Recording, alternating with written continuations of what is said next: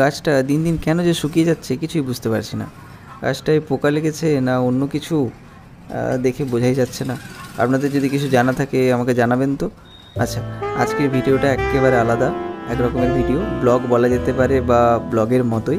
তো আজকের উদ্দেশ্য হলো বা বেরিয়েছি এই কারণেই, দুটো কারণে। এক হচ্ছে ইউনিভার্সিটি যাওয়া, অর্থাৎ আমাদের এখানে বিদ্যাসাগর ইউনিভার্সিটি রয়েছে, ওখানে যাওয়া। এবং দ্বিতীয় কাজ হচ্ছে বই কেনা।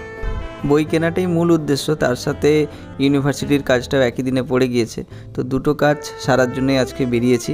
তো যে রাস্তা দিয়ে যাচ্ছে আপনারা অনেকেই চিনতে পারবেন, এটি হচ্ছে একটি স্কুল। এরপর আমরা এই রাস্তা দিয়ে সোজা যাব ইউনিভার্সিটির এই রাস্তাটা খুব সুন্দর, প্রকৃতি, গাছপালা, সবুজ নিয়ে ঘেরা সমস্ত রাস্তাটা। তো এই রাস্তাটা এতই সুন্দর, যারা ওখানে থাকেন প্রত্যেকেই গিয়েছেন। শহরের প্রতিটা মানুষই এই রাস্তা দিয়ে প্রায় যাওয়া আসা করেই থাকেন।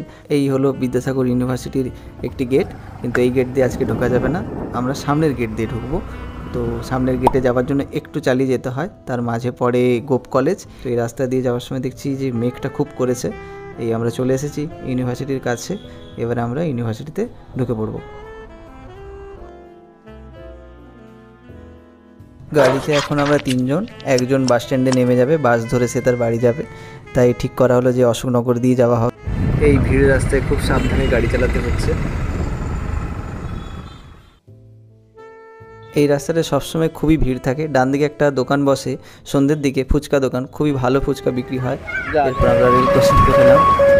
এরপর আমরা যে একটা নতুন মলের দিকে যাচ্ছি, এই মলটা এই রিসেন্ট খুলেছে, এই সিটি মেট্রো বাজার বলে। মলটায় আমি এক কি দুবারই গিয়েছি।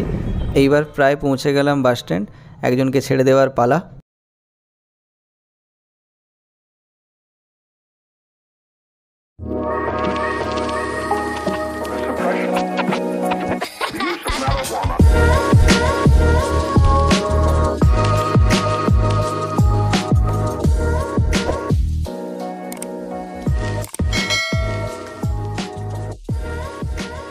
ফাইনালি পৌঁছে গেলাম আমরা আমাদের গন্তব্যে। এই এমন একটি জায়গা যেখানে আমি একটা একটা করে বই দেখতে পারি এবং তার দাম, তার সারাংশ সব কিছুটা পড়ে তারপরে মাথা ঠান্ডা করে ডিসাইড করতে পারি যে বইটা কিনবো কি কিনবো না। তো একে একে প্রতিটা বই আমি দেখার সুযোগ পাই। আর এখানে আমি কম বেশি সব নতুন পুরনো সমস্ত লেখকেরই বই পেয়ে যাই।